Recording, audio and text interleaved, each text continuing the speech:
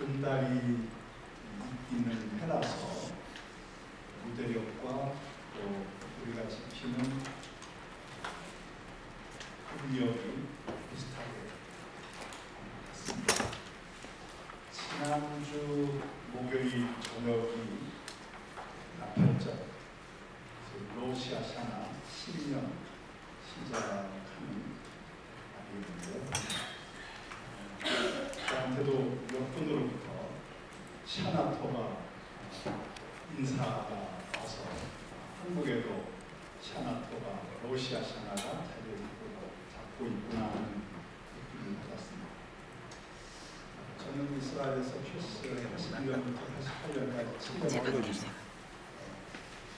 이스라엘 예루살렘에 있으면서 공부하고 생활을 했는데 그 축하의 샤나토바를 받으면서 벌써 36년 전에 이스라엘에서 경험했던 신년절이 떠오르더라고요. 이 새해에는 달콤한 것을 많이 경험하라고 초콜릿을 선물합니다. 그래서 그 상점에 가면 초콜릿 종류가 참 많이 있어요. 그리고 사과를 잘라서 한 조각을 꿀에다가 적셔서 먹게 하는, 그래서 이 축복을 그렇게 표현합니다. 그리고 즐겨 먹는 음식이 있겠지만 특히 이 신년절에는 석류를 먹는데 여름 과일이 포도무화가 석류인데 이스라엘은 여름 과일이 전부 달아요. 그래서 석류도 우리는 신맛이 나는데 이스라엘은 단맛입니다. 그거를 딱 까면 하나의 석류인데 그 안에 수많은 알갱이들이 있잖아요. 달콤한 알갱이들이. 그래서 금년에는 이 석류알처럼 좋은 일들이 많기를 바란다. 그런 축복의 기도가 그 안에 담겨 있기도 합니다. 우리나라 신년이 설인데 그런 소박한 나눔, 달콤한 이 초콜릿 사탕을 나누는 이런 모습과 너무 대조가 됩니다. 우리나라는 모든 것 다 사라지고 세뱃돈 하나 남았습니다. 너무 세속적이지 않나 그런 생각을 좀 가져봐요. 이번 토요일인 30일이 속죄일, 대속죄일이고 그리고 추석날 바로 그 다음 날이 이제 수콧 초막절인데 이번에는 조금 앞당겨서 미리 초막절 이런 집회를 갖게 됐습니다. 저는 오늘 함께 말씀을 나누기 전에 제가 이 강의하는 말을 했습니다만은 이 모든 것을 시작하기 전에 왜 성경에서 명절을 이렇게 강조했을까? 출애굽기다, 레위기도나, 민수기도나, 물론 신명기도나. 성경 5경 안에 창세기를 제외하고 이스라엘 역사가 시작된 이후 5경에서 이 명절을 그렇게 강조합니다. 이스라엘 민족은 그 명절을 철저히 지키고 있습니다. 3,500년이나 지납니다. 놀라운 거죠. 저는 이제 이스라엘에 있으면서 이런 생각을 했는데 6월절이 시작된 이후 예수님까지가 1,500년입니다. 굉장히 긴 시간입니다. 근데 우리는 예수님을 6월절 어린 양으로 오셨다고 합니다.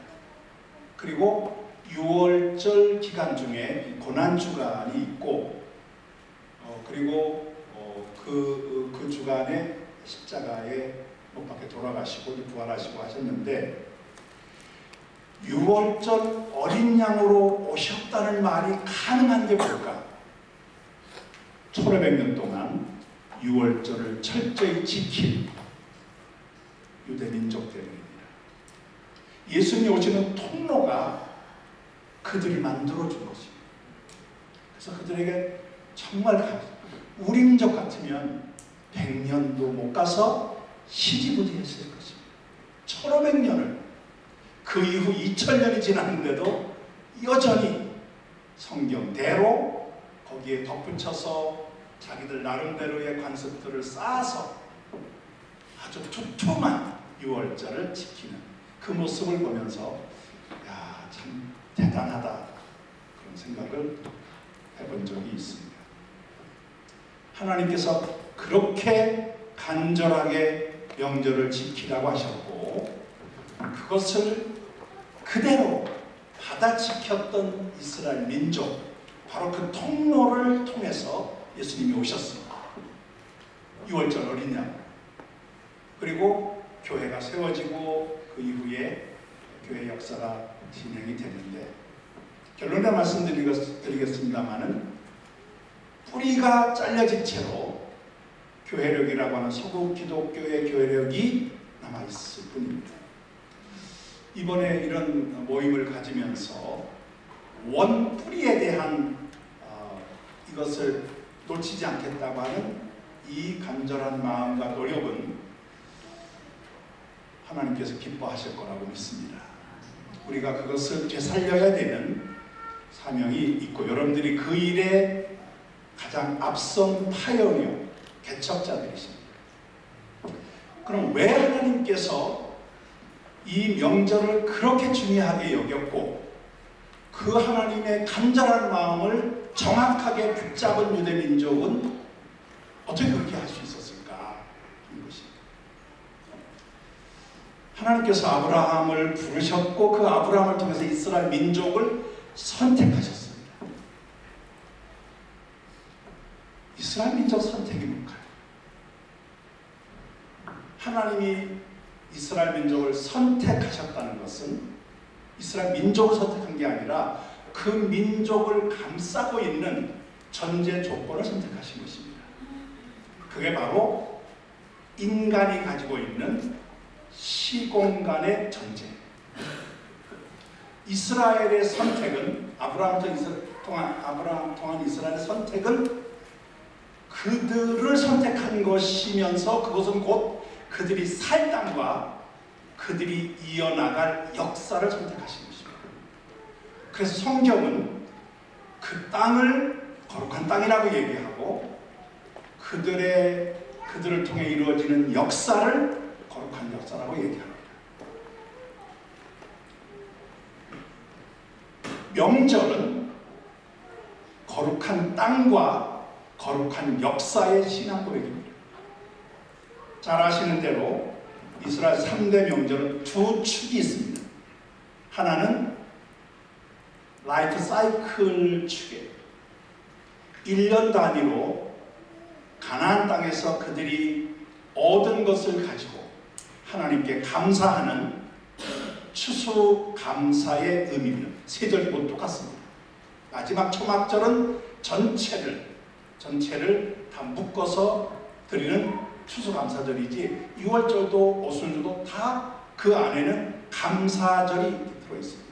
그러니까 가나안 땅에서 얻은 것에 대한 감사를 하나님께 드리는 것입니다. 이게 라이프 사이클입니다. 다분히 사이클이기 때문에 1년 단위로 돌아가는 하나의 그 반복되는 거라고 볼 수 있습니다. 우리의 삶은 반복이에요. 반복이지 않습니까? 계속 반복. 어제 한 일 오늘 또 하고 반복입니다. 그런 것처럼 라이프 스타일의, 라이프 사이클의 이 감사의 그는 땅으로부터 얻은 것에 대한 감사, 이거는 1년 단위로 돌아가는 순환적인 것이에요. 근데 거기에 역사가 있습니다. 우리 그거를 후속 역사라고 얘기합니다. 유월절 출애굽에서부터 구원 구출을 받아 오순절 시내산에서 언약을 맺어 언약 백성이 되고 비로소 하나님 백성으로 정식 등록을 하는 것입니다. 초막절 광야 40년을 지나면서 가나안을 향하여 들어가는 가나안 땅에 들어가서 그들이 지킬 것을 이제 의미하는 초막절이 있습니다. 이 세 명절 모두가 다 하나님이 베풀어 주신 구원사의 역사들입니다.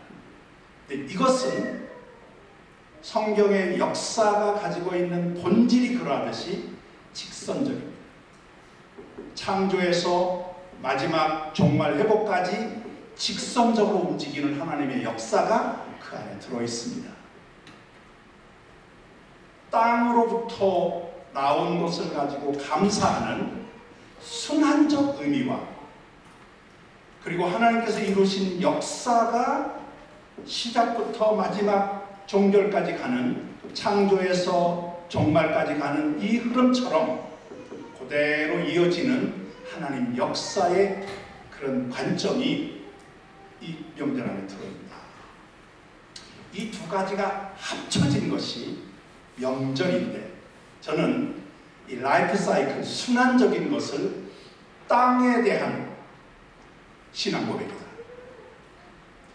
구원사에 대한 그 흐름 속에서 하나님이 주신 그 구원의 역사를 기억하며 감사하며 그것을 지키는 것은 역사에 대한 신앙 고백이다. 그래서 땅과 역사에 대한 신앙 고백이 이 세 명절 3대 민요 속에 담겨져 있습니다. 하나님께서 이 명절을 그렇게 간절히 지킬 것을 요구하신 이유가 뭐냐면 이 땅에 대한 하나님의 거룩성과 시간에 대한 거룩성을 놓치지 않기를 바랬던 것입니다. 오늘 우리의 명절은 뭔가요? 이 두 가지 요소가 반드시 들어가야 됩니다. 그런 점에서 이 3대 명절의 중요성이 있는데 하나님 구원 역사의 흐름과 삶의 주기와 관련된 응용 문화의 요소 이 두 가지가 이 명절의 기본 구조라는 것입니다. 저는 그 성경 역사, 이스라엘과 관련된 성경 역사는 이스라엘의 역사를 얘기합니다. 기록된 역사도 있지만 지금은 기록되지 않은 역사가 진행되고 있습니다. 이 이스라엘과 관련된 하나님 이스라엘 선택하셨기에 그들에게 주어질 땅의 거룩성이 있고 그들이 이어나갈 역사에 대한 거룩성이 있는데 성경에 기록된 이스라엘의 역사는 그 자체가 계시입니다. 저는 이 역사는 하나님의 말씀을 담는 그릇이 아닌가 생각을 하는데 제가 바꿨어요. 아닙니다. 역사가 계시예요. 그러니까 성경에 역사서가 들어가 있습니다. 히브리 성경은 이 역사서를 전기 예언사라고 얘기합니다. 역사가 예언이라는 거예요. 그 역사가 하나님의 계시입니다. 그래서 이스라엘 역사는 다른 역사와 구별되는 게 그 역사를 통해서 하나님이 무엇을 하실 건가를 알려주는 계시 자체이세요.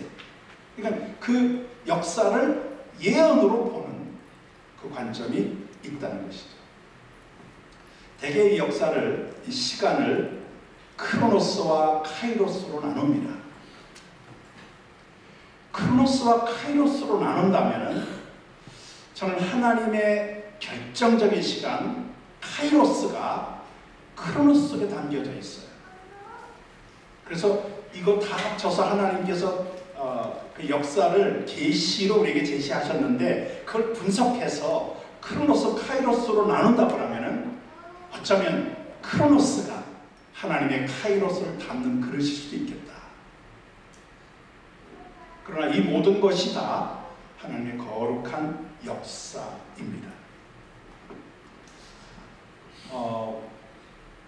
우리에게 세속주의라고 하는 게 있을 수 있습니다. 교회 하나도 있어요.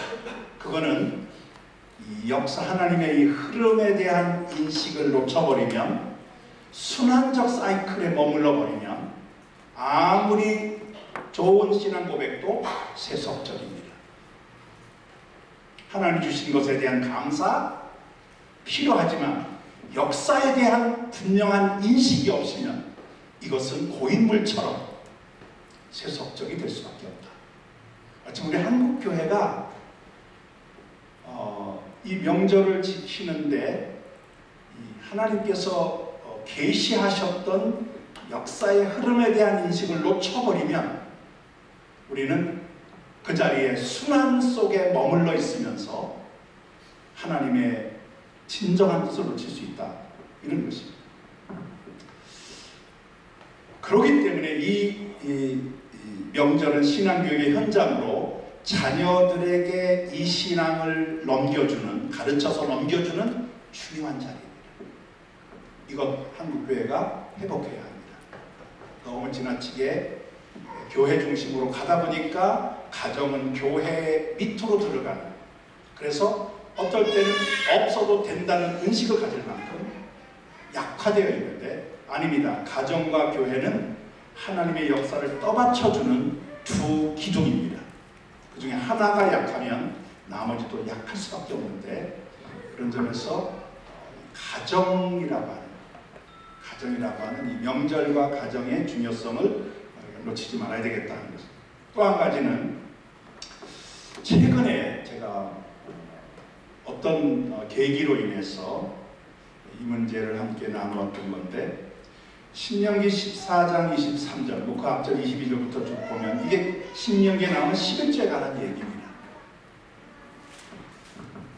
저는 정기 11조가 있고 3년마다 내는 11조, 이건 부재헌금입니다. 그래서 정기 11조는 이제 예루살렘 레위인들을 위한, 그리고 레위인들은 또 10분의 1을 모아서 제사장들에게 주는 이 정기 11조가 있고, 3년마다 내는 11조는 그 지역에 모아서 가난한 자들, 어려운 자들을 돕는 11조, 이 3년에 한 번 내는 11조가 있습니다. 그래서 정기 11조와 구제헌금의 3년마다 내는 11조, 이 두 가지만 생각했는데 같이 한번 보시겠습니다. 신명기 14장 22절, 23절, 22절입니다. 너는 마땅히 매년 토지 소산의 11조를 드릴 것이며, 끝났어요. 드릴 것이며, 23절, 내 하나님 여호와 앞, 곧 여호와께서 그의 이름을 주시려고 택하신 곳에서 내 곡식과 포도주와 기름의 11조를 먹으며,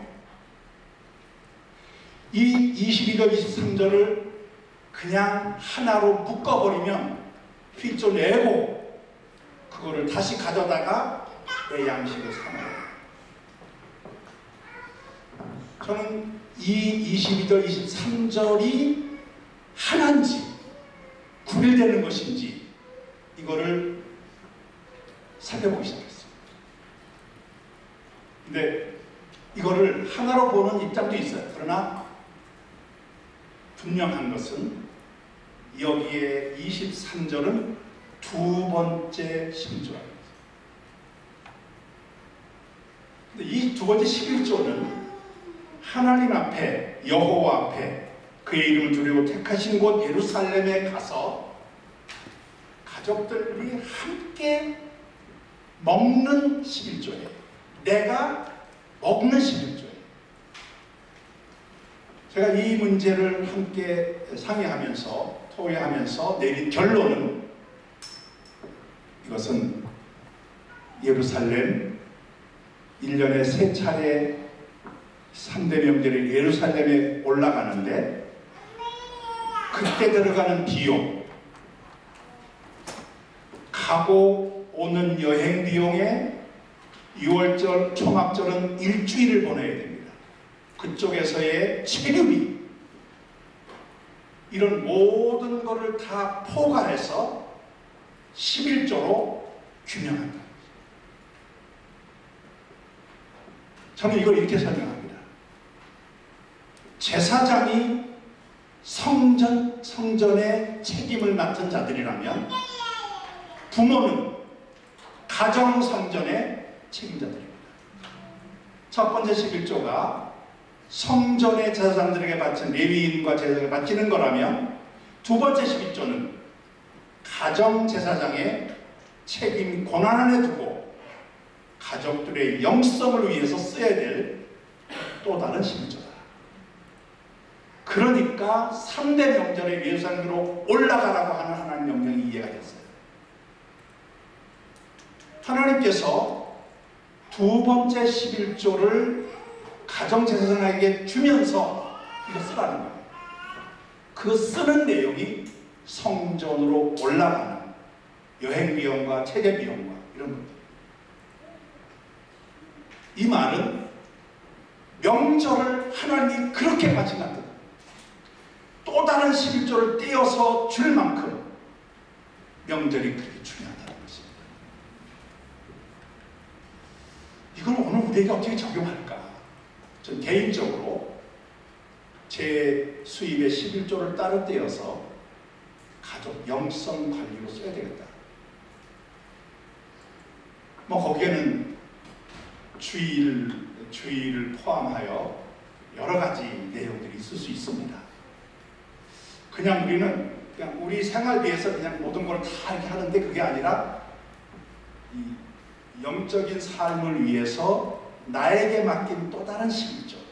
그게 이스라엘 백성들에게는, 이스라엘 민족에게는 3대 명절에 예루살렘으로 올라가서 하나님 앞에 예배하며 거기서 쓰는 비용을 얘기했다면 우리는 그 비용을 따로 모아서 가족들의 영성 관리를 위한 계획을 아예 처음부터 세워야 되겠구나 하는 그런 적용도 가능하겠다 싶었습니다.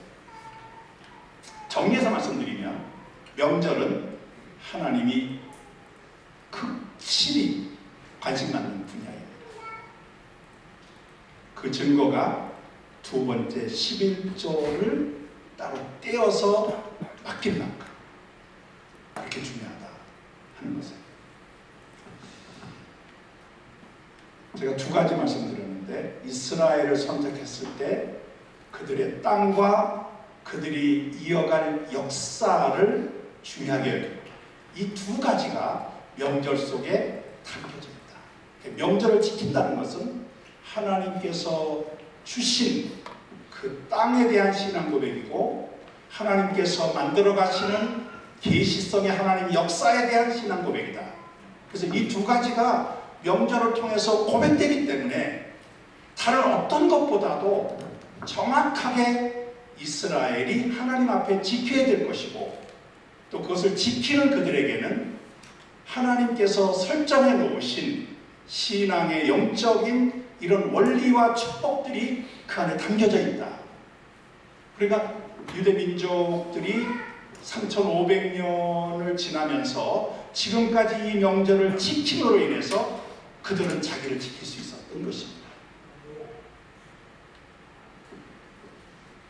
오늘 우리에게 두 번째 11조까지도 설정을 하실 만큼 명절 지키기에 그렇게 관심을 가졌던 하나님, 그 하나님 앞에 우리가 지금 서 있다 하는 것을 이 두 번째 11조에 대한 이야기는 한번 여러분들이 스스로 한번 판단을 해보시기 바랍니다. 하나님께서 나에게 10분의 9를 주셨는데 그 가운데 10분의 9 가운데 11조는 다른 데 쓰지 말고 가족들의 영성 관리를 써라. 서적을 살 수도 있고 아니면 뭐 어떤 여름 캠프를 기도원에 갈 수도 있고 뭐 여러 가지 가능하지 않겠습니까? 근데 이거를 우리가 너무 놓치고 있었다라고 하는 생각을 제가 개인적으로 가졌기 때문에 그렇습니다. 초막절은 어떤 명절인가 잘 아시겠습니다만은 이 초막절과 관련된 그 명칭들, 그 다음에 역사 배경과 또 관련 풍습들 살펴보도록 하겠습니다.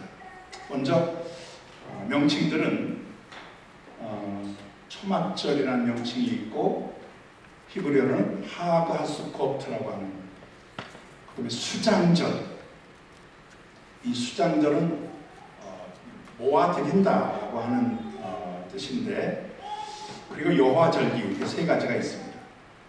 초막절은 초막을 짓는 절기라 그런 뜻이죠. 그래서 수카라고 하는 이 초막절, 이 초막은 레위기에 의하면 가나안으로 가기 전 광야에서 거주했던 움막입니다.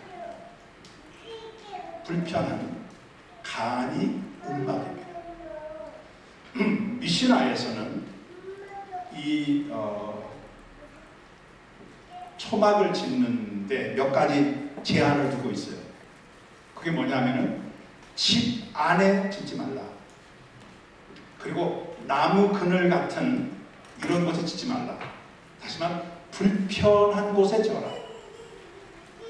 그리고 천정을 완전히 밀폐시키지 말라. 그래서 거기 보면 밤에 초막에 누웠을 때 별이 보여야 된다. 이 말은 완벽한 공간이 아니라는 것이죠. 비가 오면 비가 새고, 그리고 바람이 불면 바람이 들어올 수밖에 없는 불안정한, 불편한 곳입니다. 그래서 천정을 나뭇가지를 꺾어서 얹습니다. 그게 뭐냐면은 완벽하게 막지 말라는 거죠. 그래도 이제 햇빛을 가려야 되기 때문에 나뭇가지를 꺾어서 그 위에다가 얹는 이런 모습이 그것 때문에 그렇습니다.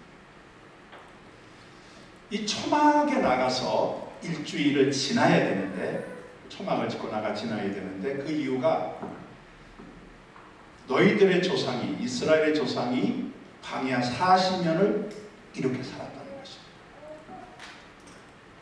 저는 그 말씀 자체가 삶의 지혜라고 봐요. 오늘 나에게 주신 것을 감사하는 방법은 과거의 나를 비추는 것입니다. 과거에 어려웠던 그때에 내 모습을 돌아볼 때 오늘의 의미가 더 분명해지는 것이죠. 이 과거를 놓쳐버리면 어떤 현상이 나오느냐 하면은 내가 누리는 이것을 이게 뭔지를 모르는 거예요.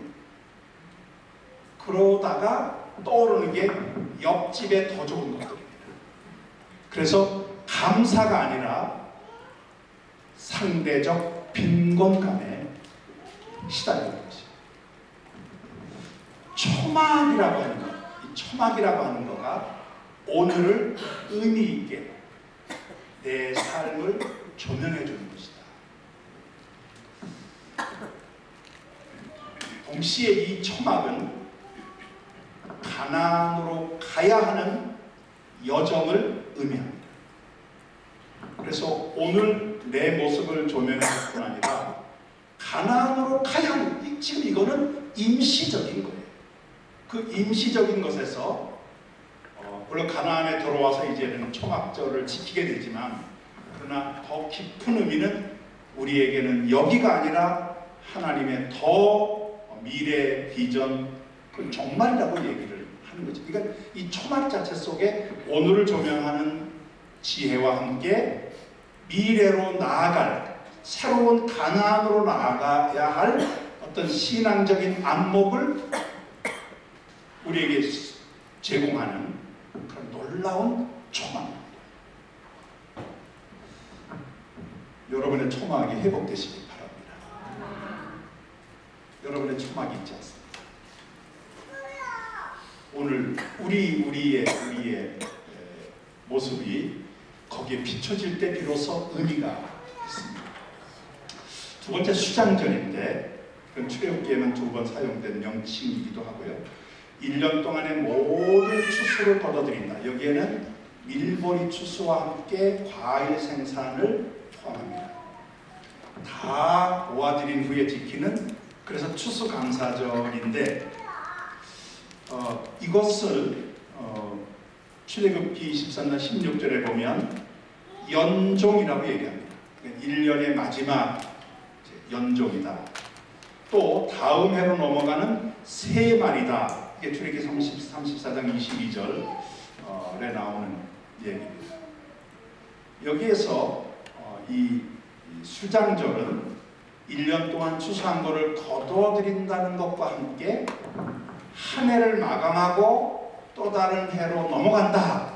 그런 점에서 이 수장절이라고 하는 의미가 이제 있는데, 이것이 바벨론 포로 이후에 정말 사상이 발전하면서 이 거두어들인다는 거가 바깥으로 쫓겨났던 디아스포라 유대인들의 돌아옴, 하나님이 그들을 불러 모은다고 하는 인게더링이라고 하는 게 추수, 이게 농산물 추수가 아니라 흩어진 이스라엘 민족들을 다시 돌아오게 한다 라고 하는 새로운 관점으로 확대가 됩니다. 전환이 되는 것이죠. 그래서 이 수장절 이 속에도 인게더링, 모은다고 하는, 흩어진 이스라엘 백성들, 흐트러뜨렸던 이스라엘 백성들을 다시 불러 모으는, 그래서 시바스 지온, 시온으로 돌아옴이라고 하는 이런 사상으로 자리를 잡게 되고, 그리고 한 해의 연말, 그리고 한 해가 끝나고 새를 시작한다는 이 세말이라는 이 내용 속에 새로운 시대가 열린다고 하는 의미가 이 초막절, 장막절 속에 담겨져 있습니다.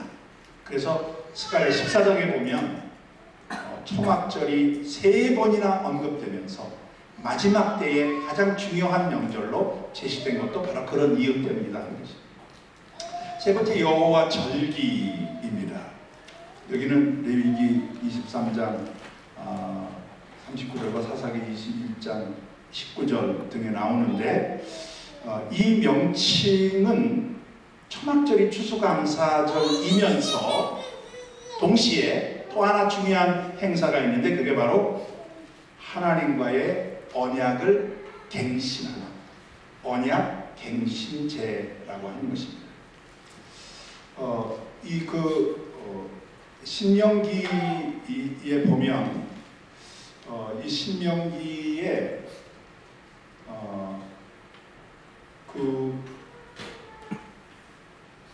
이 7년 주기인지 초막절의 언약갱신이 7년 주기인지 신명기 31장 10절로 11절에 보면, 아니면 매년인지 본문이 조금 헷갈리게 되어 있습니다.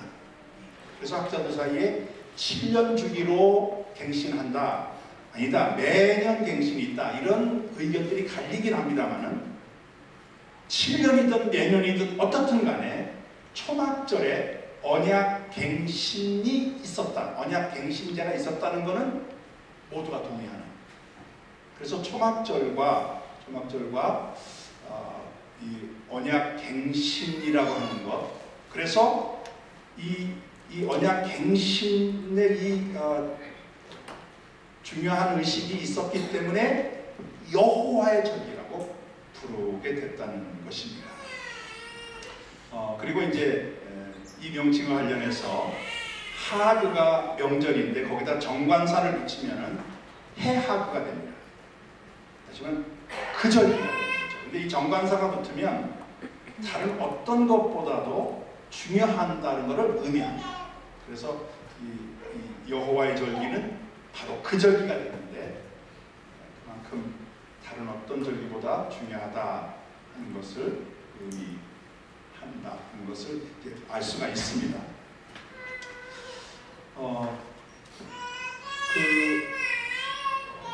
예레미야 31장에 보면 새 언약을 얘기하는데, 언약의 갱신이죠. 새 언약이 종말입니다. 종말에 이루어질 일이 새 언약이에요. 에스겔 36장에는 그 예레미야의 새 언약과 연계해서 성령, 새 영을 불어넣어 주신다고 하는 말씀으로 새 언약을 부연 설명합니다. 그런 점에서 언약 갱신은 새 언약, 성령에 주어진 이런 것들과 연계되어서 종말 사상과 신약 시대의 아주 중요한 요소가 됐다 하는 것입니다. 역사 배경으로 몇 가지를 좀 지적을 드리고 싶은데, 첫째는 실로를 중심으로 초막절 행사가 있었고 그때 무도놀이가 있었던 것으로 성경은 기록하고, 이게 사사기 21장에 나와 있는 베냐민 지파가 멸족이 될 뻔했는데 여자가 없기 때문에 그 무도놀이 할 때 무도놀이 하는 여자들을 가서 이제 데려다 아내로 삼는 그 얘기가 바로 관련이 있습니다. 솔로몬의 성전 봉헌식이 초막절에 있습니다. 그러니까 이 성전 봉헌식을 초막절에 맞췄다고 봐야 되겠죠. 우연히 초막절이 아니라 초막절에다가 맞추고 모든 행사를 진행했다. 그거는 언약 갱신이라는 차원과도 연결되겠다는 것입니다. 남북 왕국으로 분열한 후 솔로몬 이후에 북왕조의 여로보암이 7월절기를, 7월절기는 잘 아신 대로 초막절입니다. 이 절기를 7월 15일에서 8월 15일로 한 달 뒤로 바꿉니다. 그래서 이 시기를 조정함으로 이제 북왕조 이스라엘의 잘못된 신앙이 이제 시작이 되는데, 왜 이 7월 명절을 8월로 바꿨느냐 하면, 이때가 되면 예루살렘으로 갑니다. 사람들이 전부 예루살렘으로 가니까 그거를 막기 위해서 단과 베델에 금송아지를 만들어 놓고 갈 필요 없다. 여기서 멀리 있는 사람은 단에서, 가까이 있는 사람은 베델에서 예배하라. 금송아지 만들어 놓고, 그리고 명절을 8월로 그 제사장 아닌 사람을 세워서 제사를 담당하게 하고, 그럴 때 초막절이 다른 명절이 아니라 초막절이 그런 변화의 핵심입니다. 그만큼 중요했다 하는 것이죠. 예언자들에 의해서 형식적 신앙을 공격할 때 대개 명절을 의미 없이 보내는 것을 공격하는데, 그때 초막절을 지적합니다. 다른 명절보다도 초막절을 잘 못 지키고 있다. 바벨론 포로 이후에 에스라에 의한 신앙 개혁이 일어나는데 성경을 낭독하는 그 초막절이 있습니다. 이것도 역시 언약 갱신과 관련된 신앙 개혁 운동을 초막절에 맞췄다 하는 것입니다. 이런 여러 가지 역사 배경을 놓고 봤을 때 3대 절기가 다 중요한데 그 가운데 우선순위는 초막절에 있었다는 것을 우리가 알 수가 있다는 것이죠. 바벨 포로 이후에 종말신앙이 강조되면서 초막절이 다시 또 부상을 합니다. 그게 스가랴 14장에 나오는 내용입니다. 초막절에 관련된 풍습들은 잘 아시는 초막 뒷기가 있고 4가지 식물, 룰라브라고 하는데, 원래는 정려나무 가지를 룰라브라고 합니다. 그런데 이 가지가 아주 뼈대 같은 역할을 하기 때문에 멀리서 보면 그것만 보여요. 그래서 이 4가지 식물을 하나의 묶음으로 해서 그거를 흔들면서 기도하는데, 지금도 또 옛날처럼 그때 이거를 룰라브라고 부르게 됩니다. 이거는 어떤 즐거움을 표시하는 그런 방법이기도 해요. 물붓기 의식이 있는데, 이거는 이제 특히 이제 신약 시대에 이 물붓기 의식에 대한 이야기가 이제 미시나 같은데 자세히 기록이 됩니다. 일종의 기후제. 초막절은 여름이 끝나고 농사철이 시작되는, 소위 말해서 이른 비가 내려야 되는 계절이거든요. 그래서 이 초막절 기간 동안에 매일 아침마다 제사장이 금잔을 가지고 실로암 못에 가서 물을 떠다가 제단에 붓는 행사가 있었습니다. 그럴 때 그 실로암에서 제단 사이에 길가에 예루살렘 순례왔던 유대인들이 모여서 호산나를 부르는 이런 이제 그 행사가 진행이 되는, 여기에 요한복음 7장이 있습니다. 요한복음 7장 초막절 마지막 날, 큰 날이라고 되어 있는데 뭐냐, 첫날과 마지막 날은 안식일처럼 지키는 날이라고 되어 있습니다. 근데 이제 첫날보다는 끝날이 더 이제 성대하게 모였기 때문에 큰 날이라고 했고, 그 큰 날, 그 말은 실로암 못에 가서 물을 떠다가 제단에 붓는 행사가 있었는데 그 행사를 마쳤을 거라고 봅니다. 그런데 예수님께서 그 앞에 서서 누구든지 목마르거든 다 내게로 와서 마셔라. 그러니까 지금 사람들이 마지막 일주일 동안 그 행사를 맞이는 마지막 날입니다. 이제 돌아가는 거예요. 자기 집으로 돌아가는 거예요. 그리고 6월절까지는 상당히 오랫동안 예루살렘에 올 필요가 없습니다. 그리고 물붓기 의식을 해서 이제는 하나님께서 우리에게 풍성한 물을 주실 것이다 라고 하는 어떤 의식을 이제 거행하고 난 뒤에 오는 자기들 나름대로의 위로가 있었겠지요. 그런데 예수님께서 그들을 향하여 누구든지 목마르거든, 겉으로는 기우제진하고 물붓기하고 그래서 물이 많이 자기에게 주어질 거라고 하는 생각을 갖지만 그 속에는 인간이 안고 있는 한계, 허전함이 있다는 것을 지적하신 것이다. 그래서 누구든지 목마르거든,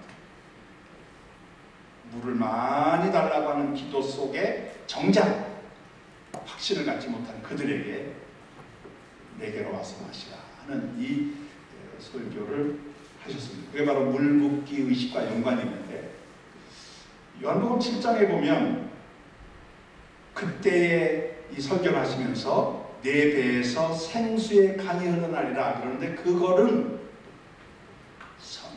믿는 자들에게 주실 성령을 가리킨 것이다. 이 생수의 강이라고 하는 것은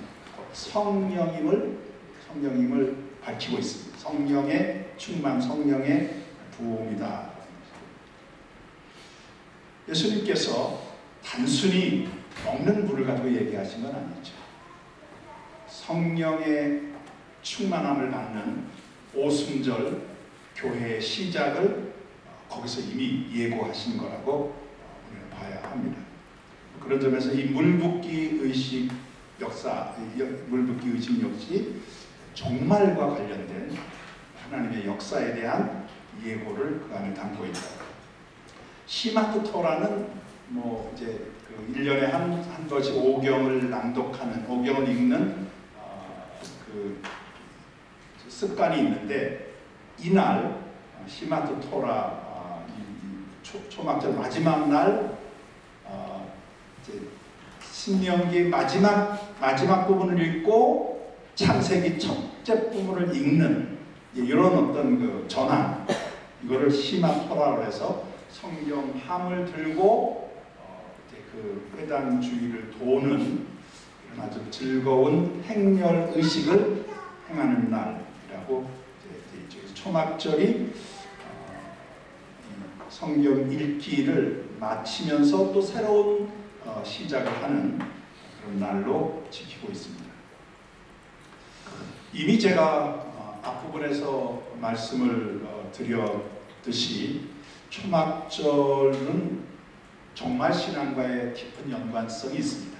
초막을 짓는 것 자체도 그렇고 그 다음에 1년 동안 거둔 거를 거두어드리는 것도 그렇고 그 시기도 그렇고 예수님 당시 때의 물붓기 의식 마찬가지로 종말을 지향하는 그런 의식이라고 하는 것 말씀을 드렸는데 저는 이제 세 번째 초막절과 종말신앙은 스가랴서, 특히 이제 스가랴서 10장부터 14장까지에 나오는 내용을 중심으로 해서 세 가지 정리를 했습니다. 첫째가 종말 축제로서의 초막절이고, 두 번째가 언약 갱신 축제로서의 초막절, 그리고 물붓기 축제로서의 초막절. 세 가지인데, 이 종말 축제라고 하는 건 이제 한 해가 마감되고 새해가 시작된다는 시점이고, 가나안에서 새로운 삶을 조명하는 광야 생활의 회고라고 하는 것, 그것이 종말 사건과 결부된 거두어들임과 그리고 그 풍성한 잔치 축제 이미지가 하나님 나라에서 누릴 잔치와 또 연결되기도 한다 하는 그런 점에서 이 종말론 초막절이 종말론 축제로 연결되어 있다 하는 것입니다. 두 번째 언약갱신 축제로서의 초막절인데, 이 언약갱신이 스가랴 14장에 오면 이스라엘을 넘어서 열국으로 확대가 됩니다. 이게 이제 스가랴 14장의 언약갱신이에요. 거기 보면은 예루살렘에 올라와서 여호와를 경배한다 라고 했을 때 그게 바로 하나님 백성으로 영입되었다는 걸 의미하는데, 근데 여기에서 24장에서는 언약갱신에 늘 따라왔던 축복과 저주가 제시되지 않습니다. 단지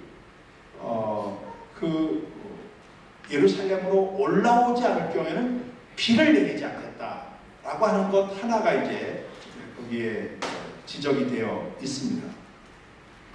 그래서 지금 이 스가랴 14장에 나오는 언약갱신은 하나님께서 열국을 향한 최종적인 구원 계획을 완성된 것을 보여주는 거고, 그게 바로 예레미야의 새 언약과 에스겔의 새 영과 새 마음이라고 하는 거예요. 새 언약에 보면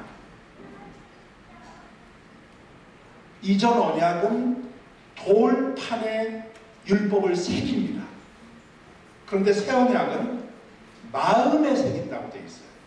그래서 내가 이 율법을 지켜야 되겠다가 아니라 지켜진다는 것입니다. 마음에 새겨졌기 때문에 내 안에 그게 새겨져 있는 거예요.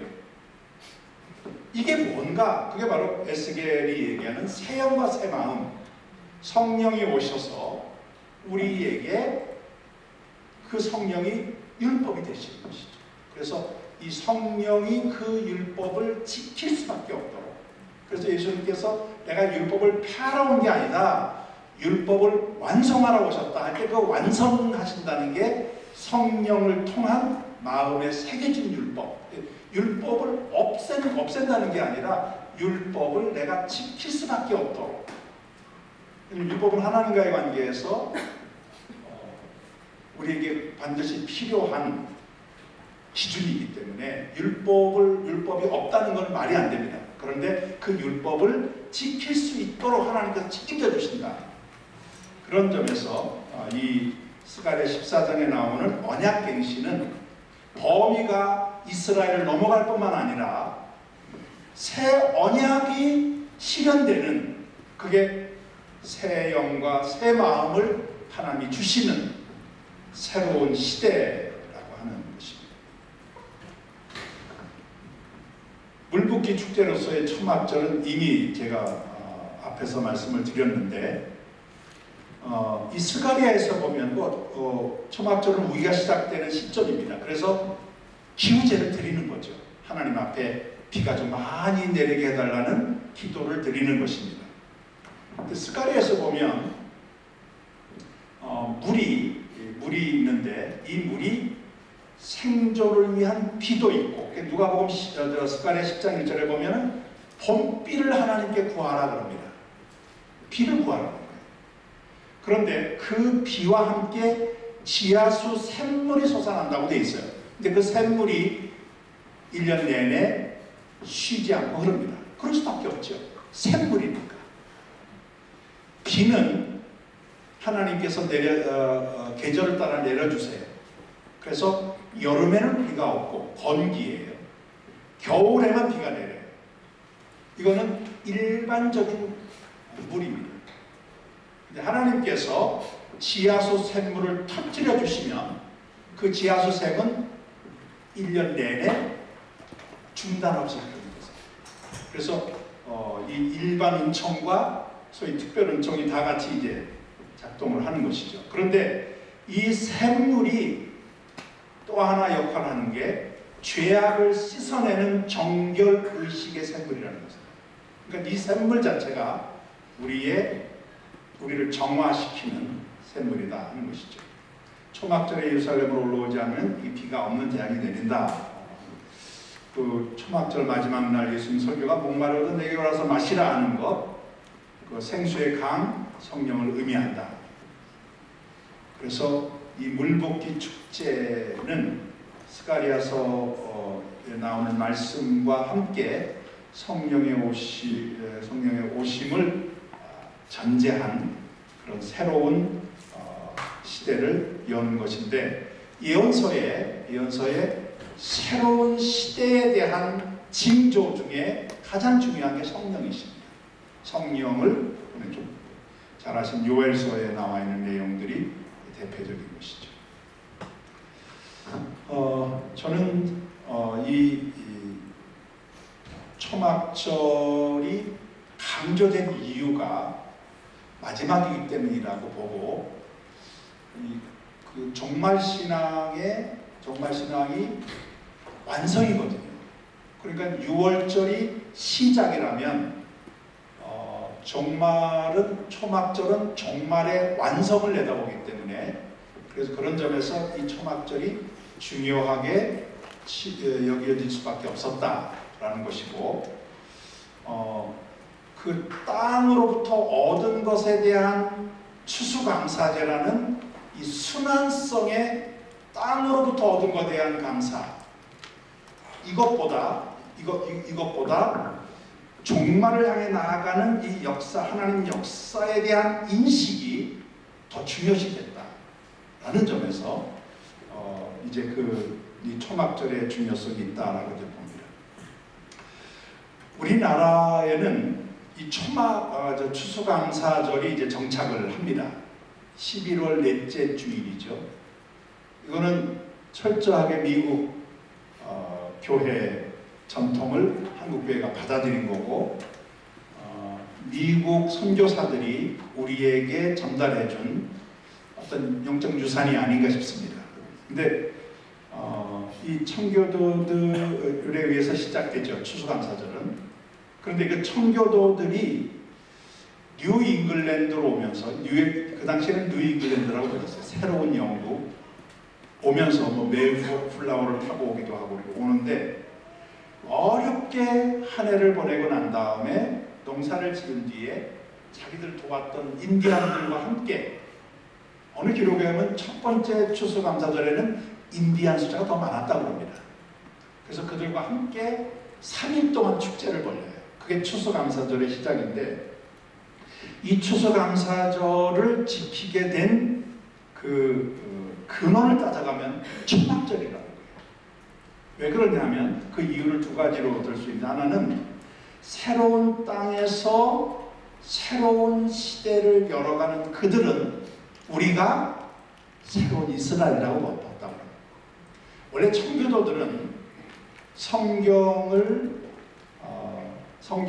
있는 그대로 믿고 따르는 그런 분들인데, 어느 기록에 의하면 청교도들은 유대인보다 더 유대인들이다.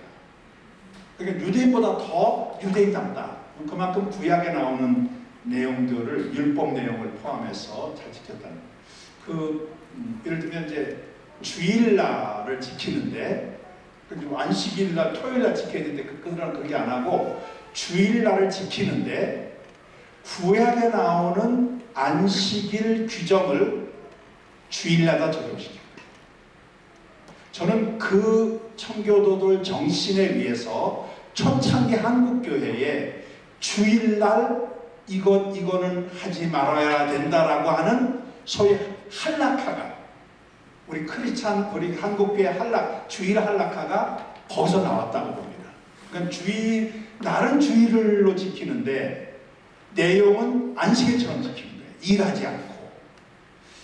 그런 청교도들이기 때문에 새로운 이스라엘 의식이 있었고 그들이 지키는 것을 그대로 따라하려고 했다는 것입니다. 거기에다가 많은 청교도들이 이제 미국으로 오기 전에 네덜란드로 갑니다.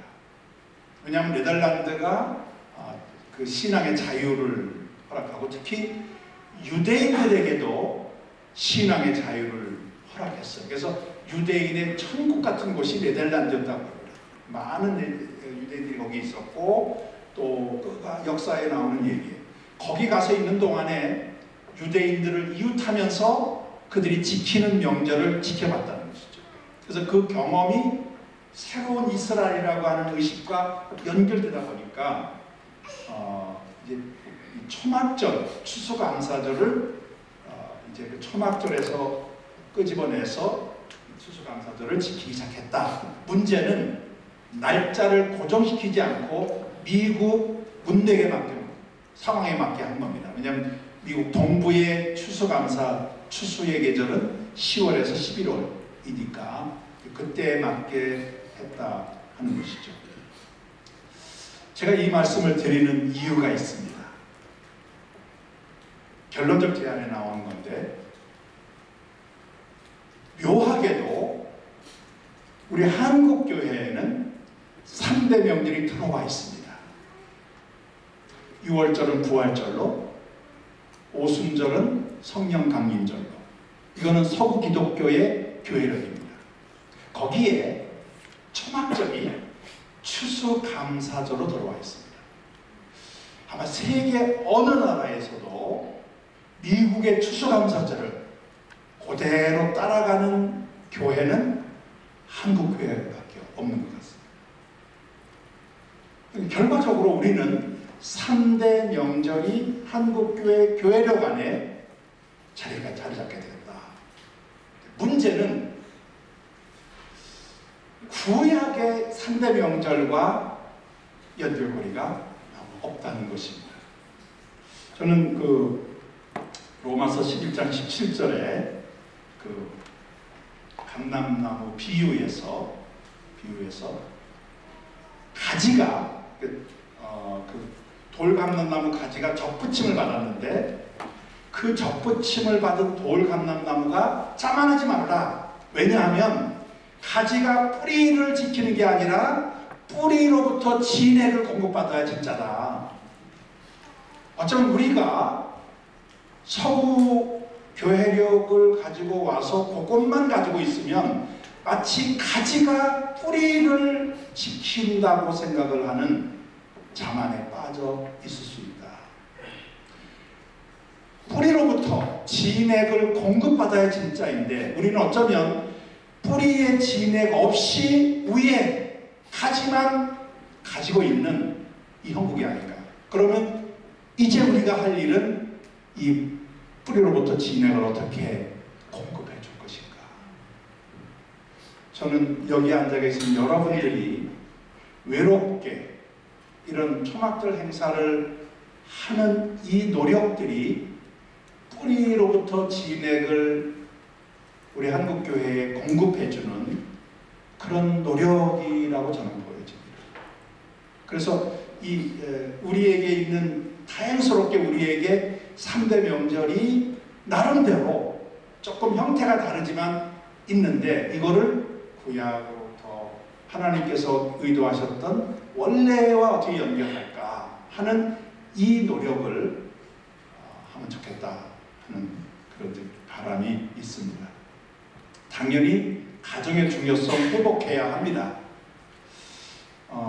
그리고 저는 이제 초막에 담긴 어떤 그 영적 의미를 오늘 상황에 되살리려는 창의적 노력이 필요한데, 저는 이렇게 지금 생각을 하고 있습니다. 요즘에 옛날 사진을 스캔하면 아주 깨끗하게 잘 재살릴 수가 있습니다. 디지털화 할 수가 있어요. 그래서 우리 가정사의 옛날 이야기, 그 내용들을 잘 화첩으로 만들어서 자녀들과 함께 나누는 시간을 좀 가지려고. 그래서 제게 있었던 결정적인 순간들이 있거든요. 그것도 나누고, 아마 교회에서 또 교회의 역사가 있지 않습니까? 그런 것들을 이런 그 추수감사절, 초막절 때 초막을 짓는 그런 어떤 그 의미에서 시도해 볼 만하겠다. 더군다나 우리 한국 교회는 개교회를 넘어서서 초창기에 일본의 지배를 받았던 어두운 역사가 있습니다. 그거를 얼마든지 우리가 오늘에 되살릴 수가 있어요. 그래서 과거의 우리의 초막을 우리 교회사적으로 잘 조명할 수 있겠다는 것이고, 현재 진행형인 북한의 상황이 있습니다. 지금 굉장히 긴장이 고조되는데, 저는 하나님께서 다루기 시작하셨다는 확신이 있어요. 그런데 그 안에 지하교회에서 아니면 우리의 동포들이 겪는 어려움들이 있습니다. 이건 트위터 선교회 같은 데서 잘 그 자료들을 얻을 수가 있다고 보는데, 과거 우리가 어려웠던 한국교회, 한국민족의 역사, 거기에 현재 진행형인 우리의 어려운 우리 북한의 이 전부 초막들이거든요. 이거를 잘 되살려서 보이는 초막을 짓는 것과 함께 그런 의미를 우리 역사의 그런 초막을 만들어가는 노력이 필요하겠다는 것입니다. 그러면서 이 초막은 가나안을 향한 미래 비전이기도 한데, 하나님께서 주실 마지막, 우리에게 주실 종말 신앙인데요. 이런 생각을 좀 해봤습니다. 이건 우리가 지키는 추수감사절, 초막절에서 연유된 추수감사절이 11월 말이거든요. 그러면 12월 달에 들어가면 교회력에 의해서 대강절이 시작됩니다. 그리고 크리스마스가 있고, 곧 이어서 연말, 연시. 그래서 연말에 이제 그 마지막 날 그 뭐라고 그러죠? 성부영신 예배를 드리는 날이죠. 그럴 때에 이 한 달 정도가 이 12월 달이 우리에게 주어져 있어요. 이거를 새로운 한 해를 준비하면서 개인적인 종말도 묵상하고, 역사적인 종말도 묵상하고, 개인적인 종말은 내게 마지막이 있다는 의식을 갖자는 것입니다. 역사적 종말은 하나님께서 설정해 놓으신 시간표에 따른 종말이 있다는 것이죠. 그래서 이 개인적 역사적 종말을 회복하는 그런 마지막 한 달이 될 수 있다고 하면 좋겠다, 그런 생각을 가져봅니다. 참고적으로 저는 한국교회가 지금 어려움을 겪고 있는데, 지금 다 아시는 얘기죠. 그 결정적인 시간을 전 1992년으로 봅니다. 잘 아실 텐데 다미선교회입니다. 이거는 뻔히 내다 보이는 사기극이었습니다. 왜냐하면 10월 며칠 날 예수님 오신다는 거예요. 근데 성경에 의하면 그날 오시기로 하나님이 예정했더라도 발표하면 못 오십니다. 왜냐하면 하나님 외에 아무나 알 수 없다고 했습니다. 근데 그날 온다고 계속 얘기하는 거예요. 확산되기 시작했습니다. 언론이 주목하면서 방송을 하기 시작하고 이게 막 확산되고 사교육이었죠. 나중에 보니까 이장미가 60매덕을 이게 갈취를 해가지고 감옥 갔습니다. 이거 완전 사기입니다. 완전 사기. 그래서 끝나버렸어요. 끝나고 났는데 진짜가 시작됐습니다. 그 이후 한국교회 강단에서 종말 얘기가 사라졌습니다. 왜냐하면 종말 얘기하면 이장님이 될까봐. 저는 1992년 이후 한국교회는 종말신앙을 설치했습니다. 여러분, 종말신앙이 뭔지 아십니까? 세속화를 막는 유일한 방어막입니다. 그러니까 종말신앙을 포기하면 그냥 있는 게 아니에요. 그 자리로 세속의 물결이 들어올 수밖에 없습니다. 우리가 종말신앙을 중요하게 여길 이유는 바알 신앙을 세속화 신앙이라고 그러는데 바알을 막는 유일한 방법입니다. 1992년 이후 우리는 그 문제 앞에 모두가 다 맥을 못 추고 있습니다. 이거 회복해야 되는데 여기 앉아 계신 여러분들이 깨어나셔서 회복해야 된다 하는 것이에요. 저는 한국교회를 망하지 않는다고 믿어요. 왜 그러냐면은 북한 때문입니다. 북한 때문에. 하나님께서 저 북한을 하나님께서 하나님의 계획 속에 가지고 계신데 거기 한국교회가 파트너예요. 그래서 이 한국교회를 하나님께서 버릴 수가 없으시죠. 그래서 저는 북한이 오히려 한국교회를 살리는 너무나 중요한 축복의 근거다. 문제는 우리가 그거를 어떻게 수용하고 적극적으로 대응하느냐가 문제인데 아직은 잘 움직이지 않습니다. 그런데 움직일 수 있을 거라고 봐요. 지금 상황 자체가 그렇게 가고 있습니다. 하나님께서 이미 하나님의 작전 계획을 시작하십니다. 기도하시면 좋겠다 싶고요. 초막절과 관련해서 준비한 내용은 여기까지입니다. 서두에 제가 말씀드린 것처럼 하나님이 왜 그렇게 명절을 지키라고 하셨나? 그게 살아있는 신앙의 총칙입니다. 그래서 우리에게 이 명절의 의미가 없으면 내 삶으로 하나님께 대한 땅에 대한 고백과 역사에 대한 고백을 하고 있지 않는 증거일 수도 있겠다. 그런 점에서 저는 유대 민족이 정확하게 이 명절을 붙잡았다. 그래서 살아날 수 있었다. 우리에게도 그런 기회가 올 수 있기를 바라는 마음 함께 기도해야 되지 않을까 싶습니다. 고맙습니다.